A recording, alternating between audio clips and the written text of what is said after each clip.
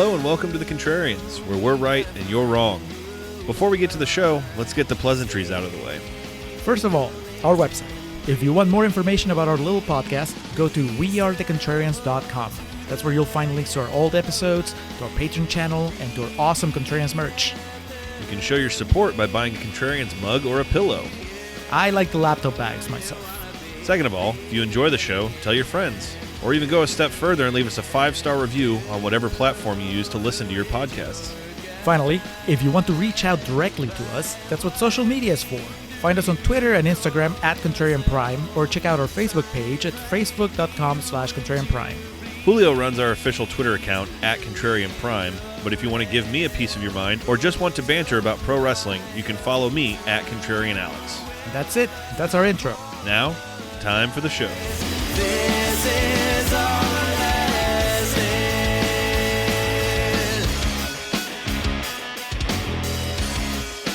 And we are recording for Contrarians Corner for Paris, Texas.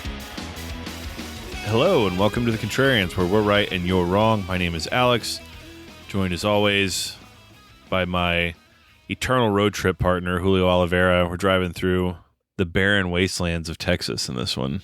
Once again, Texas depicted as inhumanly as possible.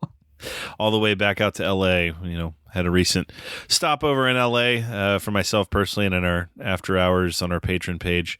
And we wind up there again. And I think that's a decent segue into this is brought to us by one of our wonderful patrons, and we'll get to that in just a moment. But Julio, you have seen Paris, Texas once or twice before, correct? Once, a long time ago, before I lived in Texas. Therefore, the idea that there was a town called Paris, Texas didn't really affect me one way or the other. I think that when you live in Texas, you're like, what? It's a little bit more mind-blowing. Kind of like what happens in the movie. When they finally reveal, like, Paris, Texas, everybody's like, Paris, Texas? Mm-hmm. There's a Paris in Texas? I think I've driven through it once. Did you resist the urge to buy a lot? I think it would have been before I saw the movie, so I didn't have the wherewithal to take any good pictures or anything like that. Maybe when you finally leave Austin, Alex, you can just settle in Paris, Texas. Hey, man, I'm not above it. It would be ironic. It would. We both own this on Criterion Blu-ray, and I believe that's how we both watched it. It well surpasses the welcome 90-minute mark, and we'll get to that here shortly. Pop quiz hotshot. What's the spy number on Paris, Texas? Criterion edition. I don't know, but what I do know is that it's in the collection in my collection where it belongs. It's not some alphabetical bullshit. I have my Criterions arranged by spine number, so I know it's where it needs to be. I mean, this is a beloved film, and this is one that has definitely become popularized with age, and it was very, heralded at the time. It won the Palme d'Or, and people were pretty gaga about it, but I definitely know, especially members of our generation, have come to adore this with time.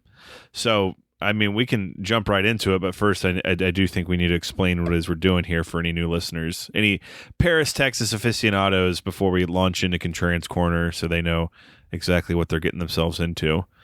Actually, I would say, even before you do that, Alex, because I don't want another La Jetée fiasco. Do you know how you pronounce the name of the director? Is it Wim Wenders? Wenders? Or like Wim? Like more of like a V? Wim Wenders? Something like that. Wim? Look, there's a video here on he is Google. he is German. But yeah, I'll follow your lead on this one, Julio. I'll follow the non-native English speaker. Well, I'll follow the Google lead. Hang on. Wim Wenders? Wim Wenders? Why not?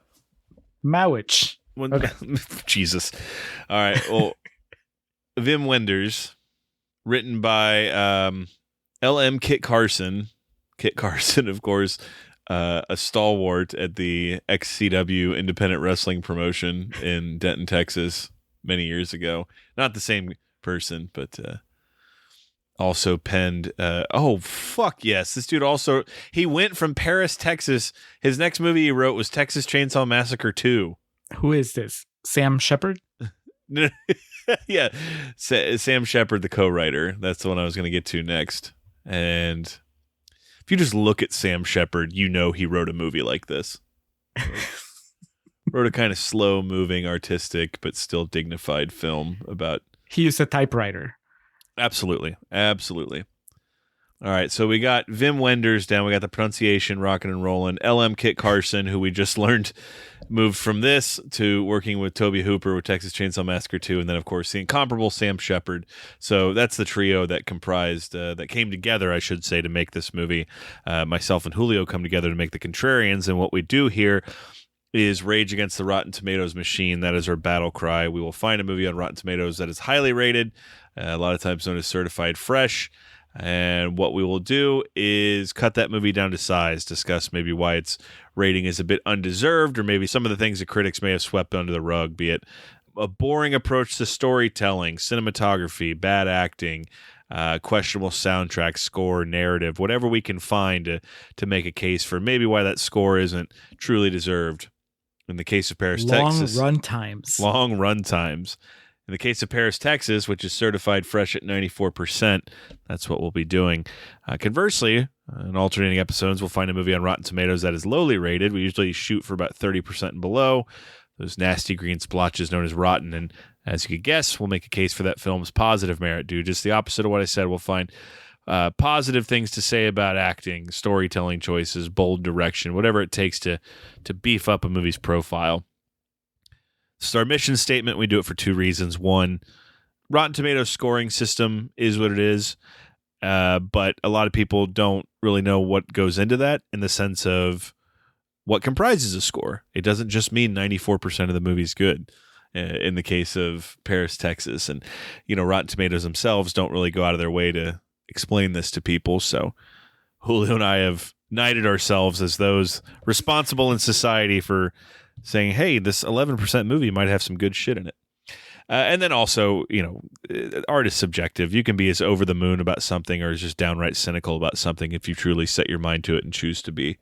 So for the first part here, Contrarians Corner of Paris, Texas, we will be bringing this son of a bitch down to size.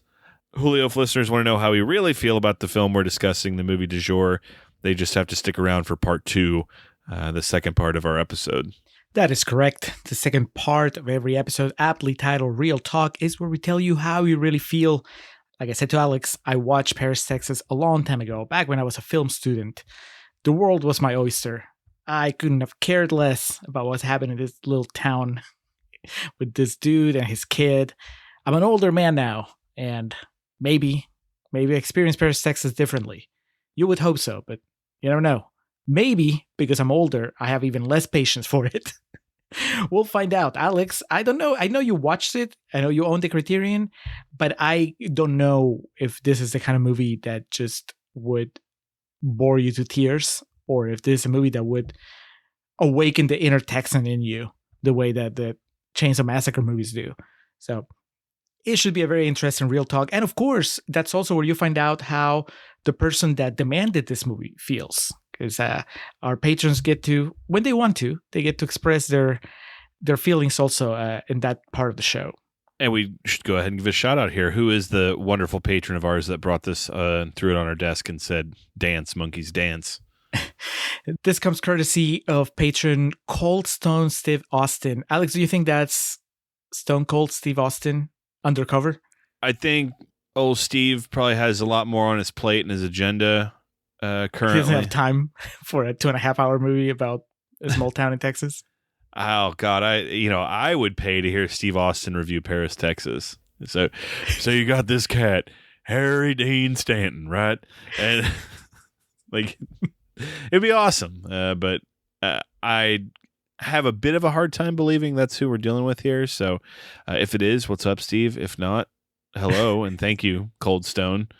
That's famously how Mike Tyson said Stone Cold. He was so excited at the 98 Royal Rumble. He said, oh, Cold Stone's my man. And so from there, an entire creamery was born. And probably our patron. That's right. Regardless, whoever you are, thank you for the contribution and thank you for officially adding Paris, Texas to Contrarians Canon. It was time. You know, we've had dinosaurs and time travel this month so far in the Contrarians. It was time to take aim at something a little more respectable. This is it? This is Paris? Looks just like Texas to me. It is. Paris, Texas? It's right here on the map. There's really a place called Paris, Texas? It's right here. All right, Julio. Well, no time like the present, so let's get into it. 94% of Rotten Tomatoes. What were the critics saying about this? What have they been saying for, man, this is what, 36 years old? It's almost as old as you are. I'm sorry, this is almost 40 years old. It'll be 40 next year. So It's almost as old as I am. premiering, and this is also extremely time relevant. Premiering at Cannes on May 19th of 1984. So we're recording this on May 24th. So just past the anniversary. Again, the trio brought us together. Wim Wenders, L.M. Kit Carson, Sam Shepard, starring Harry Dean Stanton, Natassja Kinski, Dean Stockwell, Ori Clement, and Hunter Carson. Man, those opening credits are a hoot because we get with, we get an and with, we get an introducing, and an as a guest. Did you take note of any of this? Because I was just losing my mind during the opening credits. I was distracted by the MAGA hat on Harry Dean Stanton's head. He was showing up 30 years early to the party. Can you imagine if Trump is a big Paris, Texas fan, and that's how it all started? Dude, that would fucking like I live for that shit. Like when someone says something that's really weird or like really just unexpected and obscure, like Trump is like imagine that shit, dude. Like at one of his fucking rallies. You know, the state of things reminds me a lot of my favorite film, Paris, Texas, with the wonderful Harry Dean Stanton and the huge Dean Stockwell. And like he makes some analogy about like the morals of the country and, you know, the wokeness has nothing on. I want to tell you a story about a man named Travis Henderson. He walked all the way from Houston to Los Angeles. I can't get that out of my mind now. The idea that Trump's favorite movie is Paris, Texas. And that he would be so eloquent about it. Yeah, for real. All right. Well, no, Alex, I was, like I said, distracted by the opening credits. Mm-hmm. But before I go all out on my MAGA jokes, let's go to the quotes, because this is at 94%. It's as fresh as they come, in a way. We're going to start with Kirk Honeycutt from Escondido Times-Advocate, California, who says, Paris, Texas is the cinematic equivalent of a symphony. The film is composed in movements that chart the emotional lives of its characters, of haunting images and anxious silences, of gestures, landscapes, weird juxtapositions, and epiphanies. God, what a boring ass review. You should have used the word elevated somewhere in there. I was tolerating it until he got to juxtapositions. I was like, come on. That word has an X in it. Too much. Next, Jeffrey M. Anderson from Combustible Celluloid says, Paris, Texas is that rare thing, a movie of intelligence and beauty and poetry, but also based on emotionally believable characters and a forward-moving narrative thrust. Do you think he watched the TV edit, Alex? Yes. And that's why he thinks it actually moves forward? There has to be a 90-minute cut of Paris, Texas. The cut that doesn't have Dean Stockwell in it. I would think there was some, you know, shortened version, truncated version of this. You know, that's we've talked about certain movies throughout our run that they would cut it down and then send it to theaters because, you know, it's just like, we don't need this shit. That movie starts with Harry Dean Stanton and the kid on the run. Yes. That's it. It's the literal last 90 minutes. Christopher Long from Movie Metropolis says, one of the few films that has captured the beauty of the American Southwest in all its rolling desert glory. Obviously, they're not including Houston in this description. Now, like, the South is, like, literally the most vilified place in the nation, so... Man, I mean, there is, having traveled pretty much all over the state of Texas, and it does take quite a while, there is a certain beauty and charm to like the border towns and kind of the more vast lands of Texas. I don't think that's, to me, a charm and beauty that would translate to everybody. I think if, someone from New York City came and went to Eagle Pass or something, they'd be like, what the fuck is this? But so I can understand kind of what they're going for. And at this point in time, too, this is, like you said, this is almost 40 years ago. So you couldn't look this up on the internet. Oh, yeah, exactly. Wim Wenders is like, there ain't no Google Maps, motherfuckers. I'm going to show you what it's like down here. Let me show you this exotic land bordering Mexico. All right, and we're going to close with Catherine Rambaud from the Detroit Free Press, who says Paris, Texas, despite its history of last-minute rewrites, is unsentimental adult entertainment.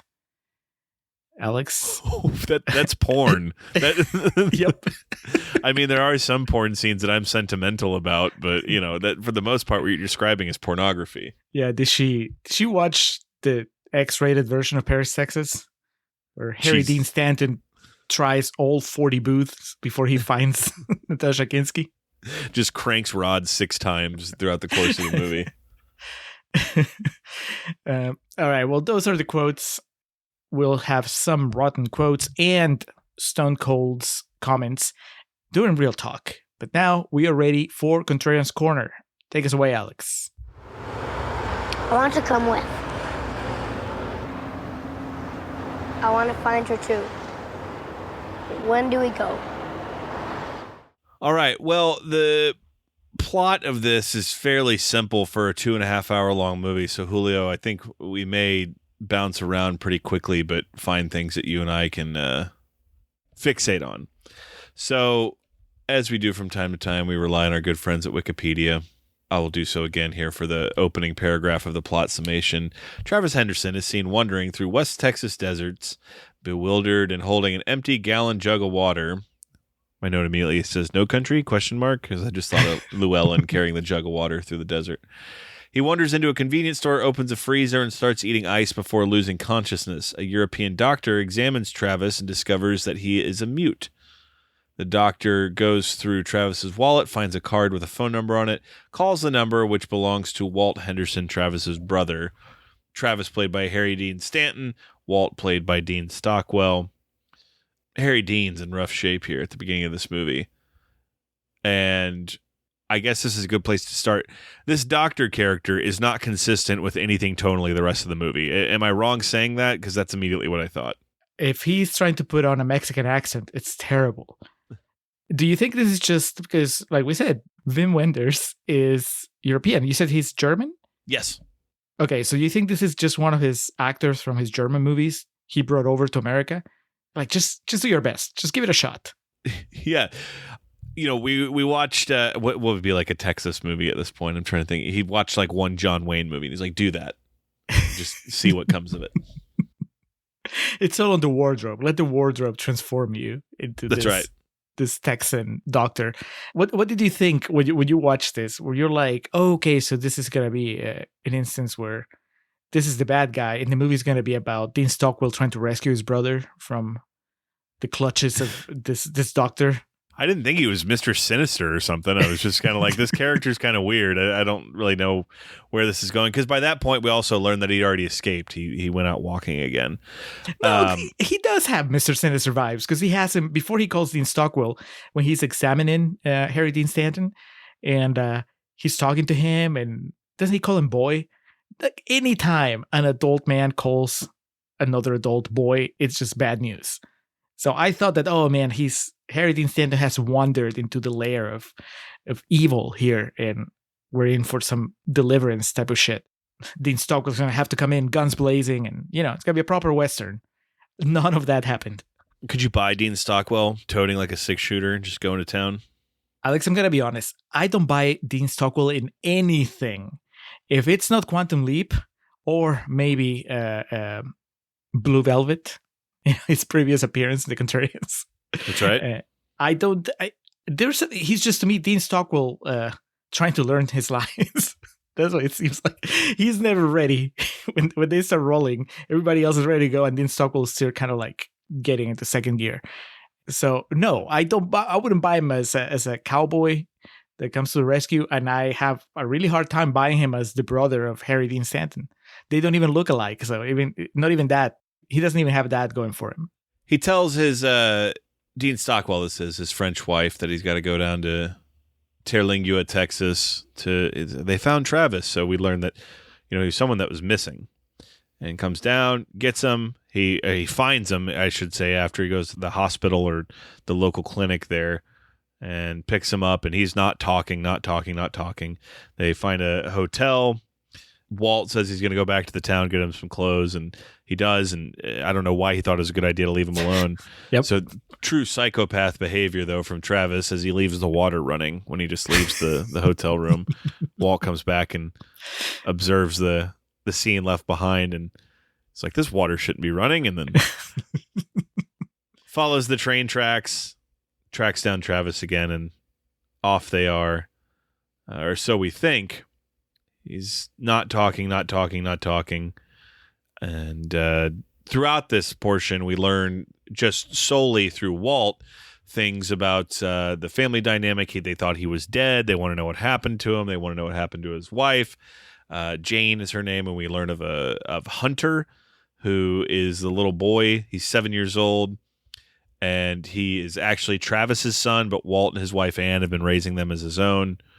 It's literally Dean Stockwell talking at a brick wall for 15 minutes. Yes. Every now and then looking at Wim Wenders off camera and going like, can you please give me something?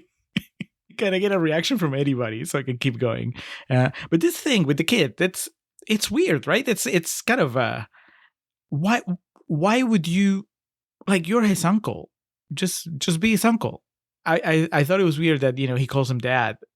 Obviously, he knows that he has a dad and a mom that are not Dean Stockwell and his French wife, because, he sees the movies and everything. So it just felt weird that he would take his brother's son and just take him as his own instead of just, it can be his nephew and still live with him. Is that just my Peruvian sensibilities like coming through? Like, do you feel like that was like a normal course of action? Yeah, I mean, if they thought he was like shoot dead and nothing was going to come of it, then yeah, it was for tax reasons. Is that what you're saying? Sometimes the noble lie is best. You have to take a boy and tell him what he needs to know and what he doesn't need to know. He calls him dad, but it seems like he's made it clear before that his dad is Travis. Right, but isn't that confusing? Yeah, no, I was about to say, it's what makes it even more fucked up. You either own it 100% or you just kind of like don't. You just say, you don't call me dad, you call me uncle or Popo or some shit. What's his name in Quantum Leap? I don't know. You're more of a Quantum Leap person than I am. Al. Yeah, it's Al. So should you just ask him to call him Al? Yeah. Call me Al. Why? Quantum Leap. Haven't you seen Quantum Leap? That kid's is, he's fucked up from the beginning. So just a reference to Quantum Leap is not going to kill him. But yeah, it's you're right in the sense that if they think that Travis is dead, then for legal protections, right, you want the kid to have your last name, I guess, to be listed as your dependent. But it's really confusing because later in the movie, it's revealed that Dean Stockwell's wife had been in contact with Hunter's mom the entire time. So did she give permission for this? It just seems like a very complicated way to raise a child. But of course, this movie is just a series of examples of how not to raise a kid. And when said kid is left in your supervision, how absolutely to avoid acting. Yes. How to make sure he comes out of the experience even worse than he came in. Who is that guy? You know him? Yeah, he's my father's brother. No. They're both brothers. No, they're both fathers. All right, so we got to get Travis to L.A. so we can figure out what the fuck's going on. He does start talking. He mentions Paris. He wants to go to Paris. Dean Stockwell's like, what the fuck are you talking about? We're in North America. We can't go to Europe. And eventually explains, this is where we learn it's part of Texas where he owns a plot of land and where their mother was from, yada, yada, yada. And I guess it does come back into play. And their dad, when telling people where he met their mother, would say Paris jokingly to make people think it was Paris, France, and then reveal that it was actually Paris, Texas. It's not that good of a story, but that is like such a small town thing of everyone who's ever like spent a considerable amount of time or grew up in a small town knows someone who has the same fucking story that they tell every time. So it's fairly relatable in honesty. It's not that good of a story as the alternate tagline for Paris, Texas. He was rejected by the studio last minute. And then they settled on there are no clean getaways. It's kind of fucked up that Travis and Dean Stockwell's dad had that joke about like pretending that their mom was French, and then Dean Stockwell went and married an actual French woman. Makes you think, Julio. You need a whole other movie to unpack that. But Wim Wenders is not interested in that side of it. I don't think he even made the connection. So they got to get to LA. They're going to hop on a plane, but that's a no-go because Travis won't fly, and they need to get the same rental car back. Just let's pick up the pace here. My note here says artsy planes, trains, and automobiles because it kind of is here for a second. You know what I mean? Okay, so this movie, and I think I mentioned it on the previous episode when I was kind of announcing what we're doing, right? I thought that this was a road trip movie, and I understand why that was my recollection because there's a lot of road tripping in this movie, but it's not, it's interrupted. And there's no Tom Green or Breckenmeyer. No. But did you feel at this point in the movie that it was like, oh, okay, we're spending all this time setting it up because the movie is going to be about Dean Stockwell and Harry Dean Stanton driving from Texas to California. That's the movie, right? Like, that's why we spent so much time setting it all up. And then that's not what happened. It's like, okay, cut. They're in California now. They really do like set the grounds for not just a road trip movie, but a road trip movie where we learn about these two characters, their relationship, and where it all went wrong. Mm-hmm. And instead, we use like an hour to have that go nowhere before we actually get on track of what this movie is going to be. Poor Dean Stockwell spends the entire movie just trying to crack the case, trying to get Harry Dean Stanton to spill the beans. It's like, where have you been for 4 years? What happened? What happened? And we're like, all right, that's what it's building towards, right? Eventually, he's going to tell him. And it's like, it's not even that. It's such a different movie by the time that it gets to the end that Harry Dean Stanton ends up telling the story of what happened to somebody who already knows what happened. And it's not Dean Stockwell. So then they drive, but there's really no like fun to it. They just eventually they talk about Hunter for a bit and then they get to LA. Like there's no payoff to them not taking the plane. Right. They could have had this conversation while sipping champagne in first class. I mean, Dean Stockwell's business is doing well. Harry Dean Stanton explaining the hot fudge sundae, that Seinfeld bit. It's just those two instead, where it's like the trick is to have the hot fudge at the bottom. That way every spoonful gets an equal distribution of hot fudge.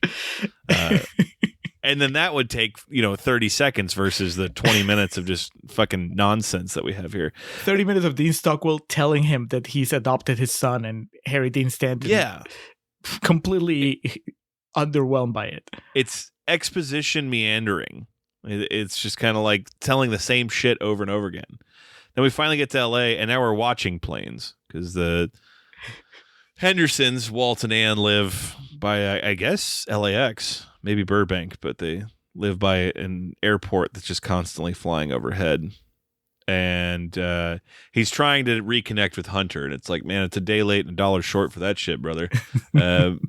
So, Julio, you and I have been known to be fairly critical of child actors on here. Like we said, they can't all be Jonathan Lipnicki, Bailey Madison, et cetera, et cetera.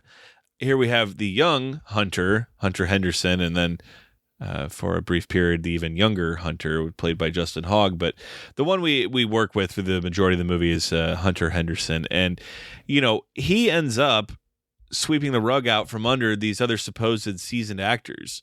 And I think a big part of it is, there's an inherent sympathy for a child in this situation, but also when you add into the actual story, there's more sympathy because he is just a kid. He's a little boy. He's trying to make the most of it. And then you have like Travis, who's acting like a baby, and Walt and Ann, who are just now realizing the ramifications of what they did when they brought this child in their life and started raising him as his own. These people have no real grasp on reality, and Hunter's just kind of like trying to patch things together and do the best he can. And in the process, his acting is pretty fine too. So he becomes, in many ways, the MVP of this, despite, all the praise going elsewhere. Yeah, I think it's a combination of all those things. He ends up being the character that acts the most realistically. Everybody else, the big problem with this movie is that it keeps the main character ends up being Travis, right? And it keeps Travis as this cipher. The movie's built around the mystery of what's going on with Travis and why did he shut down? What happened to him?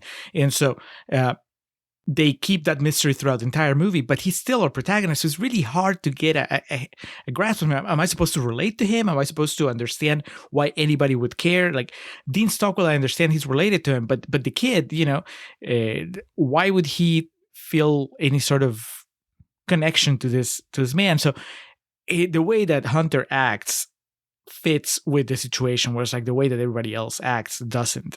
And it's a lot easier to connect with a kid that's surrounded by bad adults than to connect to anybody else in the movie. So that makes sense. I have this theory though, Alex, that Dean Stockwell, when he gets the phone call saying that tells him that his brother is alive, that they found him, that's where he sees this as an opportunity to get rid of this kid that he's been raising. Because as his French wife accuses him of, he seems a little too eager to push them together, right? Like to speed up the reconciliation between father and son. Instead of kind of like letting things happen at their own pace and take its time, he's like, no, why don't you go pick him up from school? And why don't you do this? And why don't you do that? And then I think it's because over the past 4 years, he's realized that he doesn't really want to have a kid. And so thank God that Harry Dean Stanton shows up again so he can take care of this the way that he should, as a responsible father. That's what's missing. The end. So there's a parking garage that's parallel to the one that Travis is on at the end that Dean Stockwell's on, watching the mom reconnect with the son. And then he just, forearm across the brow. Whoo! Lights a cigar. I want you to know I acted that out like while I was thinking it. Like I literally took my arm and wiped it across my brow. But and then he lights his cigar, and then his car, this is where we learn that the top comes down. And so like he's got a convertible and drives through town back home. Well, actually he makes a stop in that Houston strip club. Yes. And the mid-credit scene where the credits get pushed to the right side of the screen and then a little window pops up is him and his Buc-ee stop. He's stopping getting jerky and gummies and 64-ounce Dr. Pepper. He's on a payphone with his wife. He's like, couldn't find them. Sorry. I guess they're gone, honey. Buy the new linens. You know what I'm talking about. You keep promoting this father-son business between It's them. not business. Travis is his father, and Hunter is his son. So it becomes the story of Travis trying to reconnect with Hunter. And Hunter's like, who the fuck's this weirdo? And he's also like, I'm 7, dog. You're like at least 62. Why is my dad so old? I was glad that, the movie should have addressed it much, much sooner. But I was glad that eventually they acknowledged that, yes, there is a massive age difference here between Harry Dean Stanton and Natassja Kinski. Brother, this movie comes out tomorrow. Canceled immediately. But were you kind of pleasantly surprised, or not pleasantly surprised, but, you tip your hat when they played that home movie and you're like, man, Harry Dean Stanton's wife was a babe. Oh, yeah. Outkicked his coverage. Yeah, that happens. Small town Texas. Hell yeah. When I lived in a small town, the times I have in Texas, I've outkicked my coverage. I was way more fucking charming than Travis Henderson. I'll tell you that much, though. You actually spoke in full sentences? Yeah. But I also was a big fucking nerd like Walt Henderson. I was the head of the RTVF club at my high school. So I probably did say really self-righteous things like, oh, I've got a Super 8. We can go watch the home videos on that. Home films, as Cam on Modern Family calls them. And it is like, it's just, we're watching literal Super 8 footage that is shot, and it's one of the supplements, actually, like the raw footage of it on the Criterion. But again, do you know what we could be doing like that's productive during this time? Or have just shot actual flashback scenes. And then we get to see like an extremely dangerous portrayal of Harry Dean Stanton letting the baby drive the car. It's like, what the hell? What are you doing? Yeah, this goes on for too long. They make the point pretty early on. It's like, oh, that's, I understand the purpose. We have to see Jane. We've been hearing about Jane for about an hour of movie now. It's time to see her. And like I said, it's a big revelation. It's like, she's super hot. It's Natassja Kinski. How did this happen? It adds another layer to the mystery. And then you get a brief moment of connection where Hunter looks at Harry Dean Stanton, Harry Dean Stanton looks at him, and they both acknowledge, yep, mom is hot. And that's where the scene should have ended. But then they keep going on. And it's like there's nothing else to be learned from Dean Stockwell's home movies or films. No. Oh, films. Thank you. That's a story from when I was a baby. I don't know if I was like an infant, but we lived in a very small Texas town, and my dad would put me on his lap and like, I don't remember, obviously, because I was a very young. The whole story is like, I guess he would drive through town with me on his lap and like, my hands on the wheel or some shit. And then my mom found out and freaked the fuck out and like yelled at him about it. And they haven't brought that up in years, but I remember when I was younger, my dad would bring that up and joke about it. My mom, it was still like something she would get mad about. It was always funny. It was a good go-to. It was your dad, I married a French woman joke. Yeah, I guess so. And it's, the story just becomes more deranged every time. It's like, all right, calm down, Pop. We get a Star Wars reference, which is nice. You know what I'm talking about? Hunter says it happened a long time ago in a galaxy far, far away. Yes. I legitimately, it is almost incomprehensible for me to process that when this movie came out, obviously Star Wars had already, it became fucking Star Wars. But a year after Jedi came out, it's still conceivable that a lot of people had not seen all three Star Wars movies. I don't think that audience is going to see Paris, Texas, but to me, just the idea that a character could say a long time ago in a galaxy far, far away, and then the audience not immediately go Star Wars is so tickling to me. It would be the equivalent of somebody making a reference to something that's still pretty recent, right? Like a trilogy that just ended. Yeah, the Paris. Oh, fuck. What's a good line Corey has in Halloween Ends? I'm trying to think of. You're just an old man. Yeah. Just a mask. Give it to me. I need it. No, but it would basically be like somewhat like in the Paris, Texas remake, that Hunter will say, I am inevitable. Well, no, he would be talking about Dean Stockwell grounding him and be like, he is inevitable. There you go. All right. Then we get this ridiculous sequence where the housekeeper helps Travis with a makeover, and he shows up looking like a trombone player and fucking a ska band. What was that ska band from the 80s? The Grown Ups. He looks like someone who would have been part of the ska movement of the 80s and early 90s. And then he goes and like, he almost looks like a pimp, actually. And he's like, he's standing outside of this school, just standing there with his hands in his pockets waiting. And the kids come out like, who the hell is that? Calling the cops right away. You're telling me a man like that stands outside of a school today and doesn't get the cops called on him? I call bullshit. So he goes into this sort of he shows up at the school. He doesn't get arrested. And then he does this sort of Charlie Chaplin bit. I couldn't think of a way to describe it. That's fucking perfect, man. So he's just like walking backwards and running into trash cans and just moving his mustache back and forth. That's all it takes to win this kid over. And the kid like reciprocates. He's like, whoa, like does a like, borderline pratfalls and shit. It's just, what is this accomplishing? I know it's It's Wim Wenders going, remember that doctor from the beginning of the movie? This is a little bit more of that type of tone.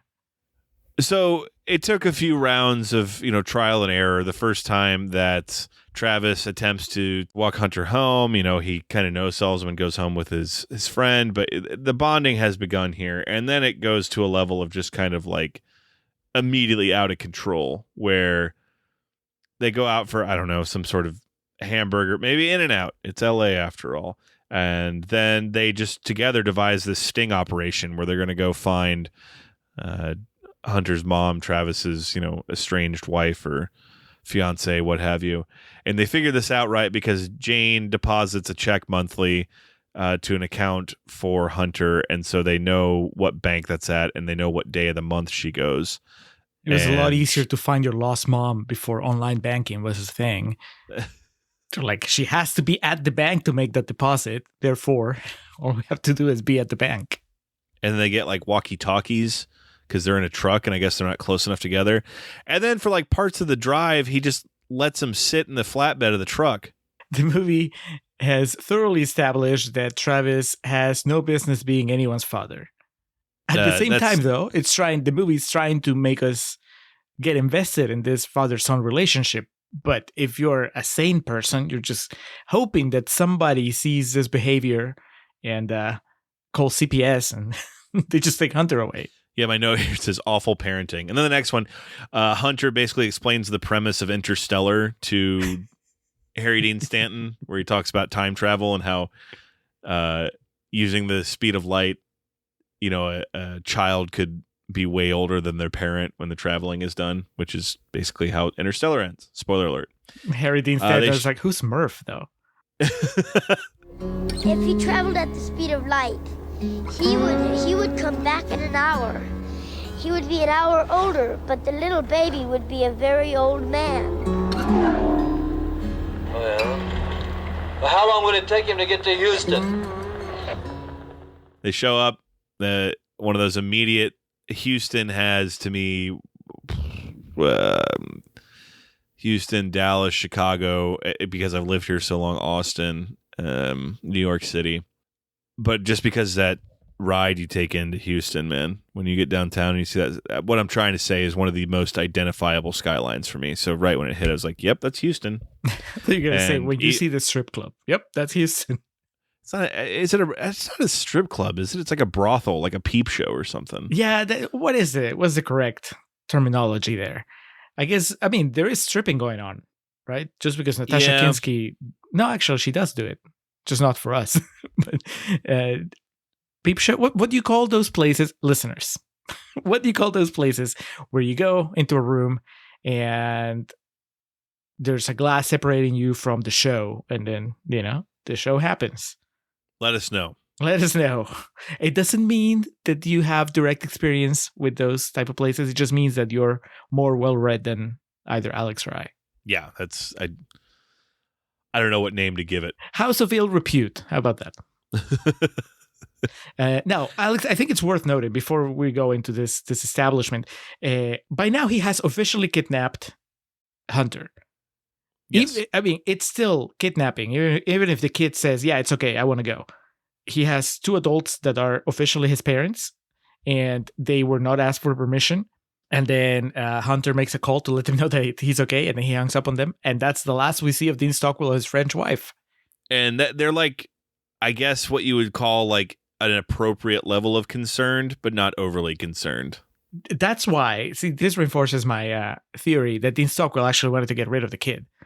Because he could have called the cops right away.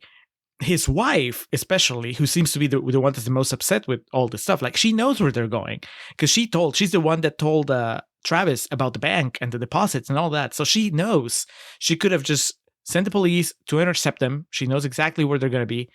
And that's it. Game over. The movie ends at 90 minutes. Everybody wins. Yeah, you're right. There's like a fucking hour left in this. Because they both fall asleep at the bank when they're on this heist because they've been driving all night. And then Jane shows up and they see her just like, right at the last second. And then it turns into like full on stalking. They're like chasing her on the freeway. But, Travis is quick to point out we don't want to get too close. We might freak her out and she'll get into a wreck or something. So then we get to her place of work, brothel, peep show, strip club. Listeners, you're going to help us out with this. The official name of the business, we're not sure. And then he walks around for a while, confirms that it's her by going into one of these peep show rooms and talking to her very briefly. And then how does he get her in the room? That was not clear, right? Because he first calls and asks for a young blonde, and he gets he doesn't get Natassja Kinski. He gets a nurse. Yeah, I assumed that he went to another room and made the call, and for whatever reason, they just cut that part out because this movie was running long. That's the one thing that they cut. Why not just have him have Natassja Kinski from the first place? He calls, they only have one young blonde. That makes more sense. Well, then on top of that, like, he wimps out and they go and spend the night in like a thrift store or something downtown, or it's a laundromat. Because he gets wasted, right? Yes. This is where he gets wasted, yeah. And then just like explains all this shit about his parents' relationship to his son that are things that are kind of way over his head. Kid is 7. And yeah, for real. He doesn't need to hear about how your dad had the wrong idea about your mom. Like the story, which doesn't really come into play, like it doesn't have any sort of resonance with what happens next in the movie, but is that, the joke that about his wife being French, it stopped being a joke. And at some point it started bothering his mom. And also his dad started really believing it. Is that what he's saying? That he just built up this image of his mom that was not the reality. And, Hunter should have just gone like, "You're really drunk, Dad. Go home. Go home, Travis. You're drunk." And so we just basically take 2. We go back the next day, and did it bother you, Alex, that the floor was not sticky either of the times that he walked in? Jesus Christ. Let's be honest. This movie, it purports that it's happening in the real world. Like if I'd seen a guy with a mop just kind of like walking out before he walked, I get it, but... A guy like with a mop and like a real dirty Houston Oilers ball cap, and he walks by and he just kind of nods at Travis when he's coming in. And so begins, I guess, what you could literally consider the last act of this movie, because there's 30-40 minutes left in this, as Hunter wakes up to a tape recording from Travis saying, "I have to go now, my home planet needs me," and that he's going to make it right, but he can't be there because he made it so bad. And he goes back to the brothel, what have you, and is with Jane again. Can't even look at her, turns around, and then goes into what could have saved us 2 of the preceding hours of this film.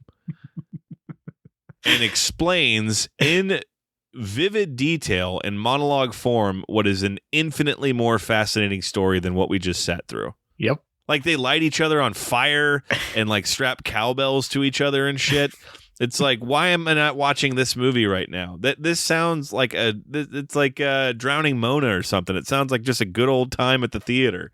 But instead, it's delivered with all this really serious Shakespearean acting and conviction, and it's just like, all right, fuck off. Harry Dean Stanton seems just determined not to emote during this For 30-minute sequence. He's telling a very harrowing story. He's basically telling the story of how his marriage fell apart and he was driven almost insane, and he's just it's almost like he's reading he's in a book reading, just telling the story of his life.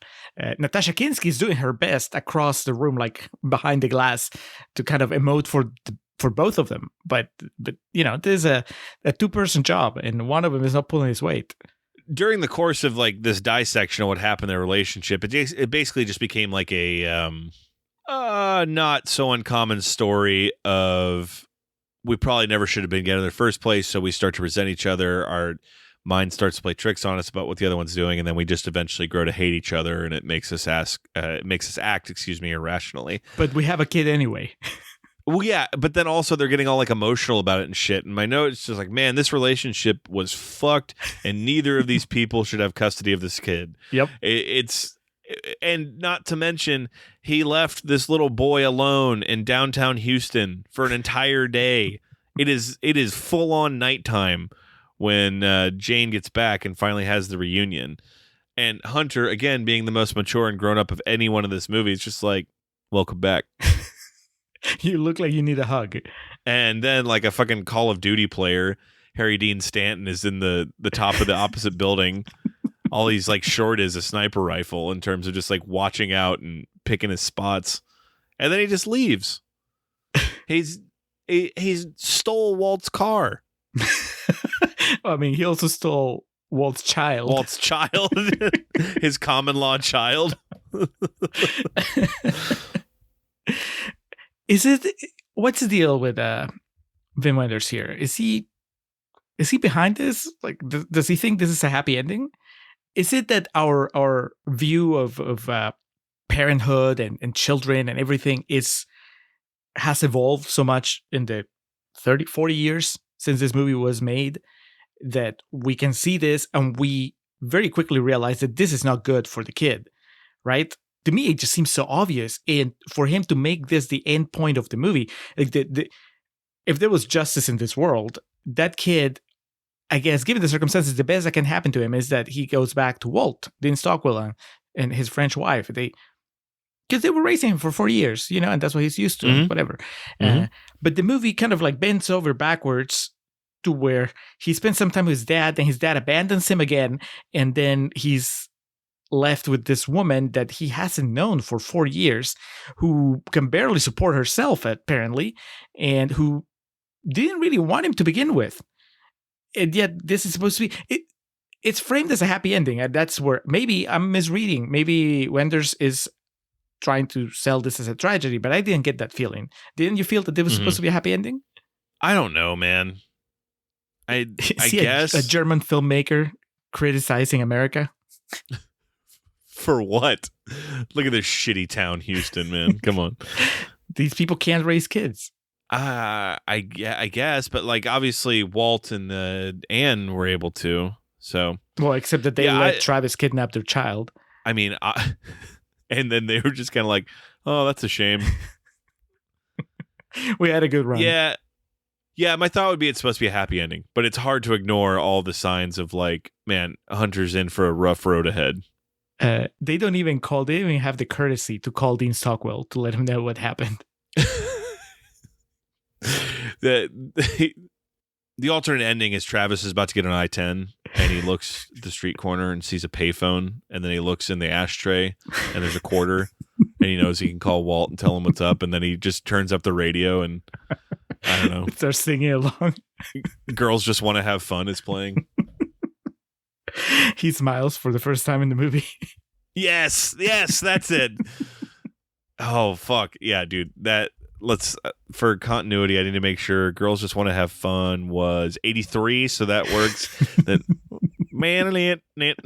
and yeah, big toothy grin from Harry Dean Stanton to close us out. And then, like, it's the thing where it fades to black while the Girls Just Want to Have Fun continues to play. And then a Wim Wenders film, Paris, Texas. Just to blow your mind, Alex, I think Harry Dean Stanton is the serious version of Larry Hankin. Okay. I got that from this movie. Do you see it now? I could see that. Like when they make the biopic about Larry Hankin, like Harry Dean Stanton would play him, except not anymore because I think Harry Dean Stanton passed away. But in the alternate universe where that happens, like that would be who would play Larry Hankin, or Larry Hankin could play Harry Dean Stanton, I guess, in the comedy about his life. Larry Hankin has far more range, but dude, Larry Hankin in that final scene at the peep show. I can't unsee it, you asshole. I like this movie. Oh, that's fucking tremendous. I mean, a convoluted tale, a very deep and thorough web was spun with this one. And as I told Julio before we recorded this, I thought this was one of the most like able movies to do our whole shtick with, and I think we accomplished that with the first half, and I honestly don't know how Julio feels about this movie, so I'm very curious what we're going to uncover in the second half. So, Julio, are you ready to steal Dean Stockwell's car and drive along to Real Talk? Yes, let's drive across Texas, buy some land, and steal a child. I mean, you joke. That could be fun. The Contrarians road trip. All right, let's go to Real Talk.